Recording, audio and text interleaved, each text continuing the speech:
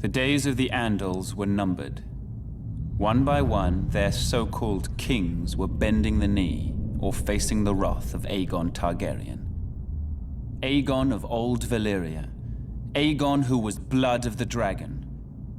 After defeating the Iron Men at Harrenhal and slaying the last of the Storm Kings, Aegon and his sisters, Rhaenys and Visenya, set their sights on other prizes. The gold mines of the Rock and the fertile lands of the Reach. King Loren Lannister of the Rock and King Mern Gardener of the Reach foolishly thought their combined armies could beat back the Targaryen host. They rode forth together, their proud banners flapping in the wind, and faced off against Aegon in a vast golden field of wheat. The two kings commanded a massive force of nearly 60,000, and it appeared the day was theirs, until Aegon unleashed all three of his dragons for the first and only time. Each beast was named after the Valyrian gods of Aegon's forefathers.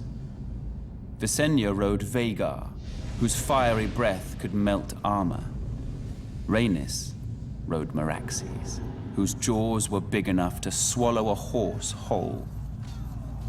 Greatest of all was Balerion the Black Dread, with fire dark as night and wings so huge whole towns were covered in shadow when he flew overhead. This magnificent creature was ridden by Aegon himself.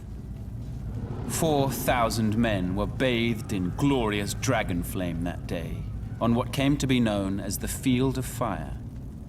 King Mern was among the dead, and House Gardener died with him. His stewards, the Tyrells, surrendered his ancestral stronghold of Highgarden to Aegon, and were appointed Lords Paramount of the Reach and Wardens of the South. When Loren Lannister witnessed Mern's fate, he wisely bent the knee. Aegon spared Loren's life, and the Lannisters were made Lords Paramount of the Westerlands and Wardens of the West. After his triumph on the Field of Fire, Aegon's conquest was assured.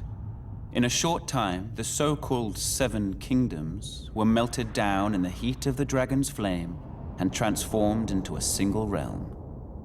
Aegon would forever be known as Aegon the Conqueror.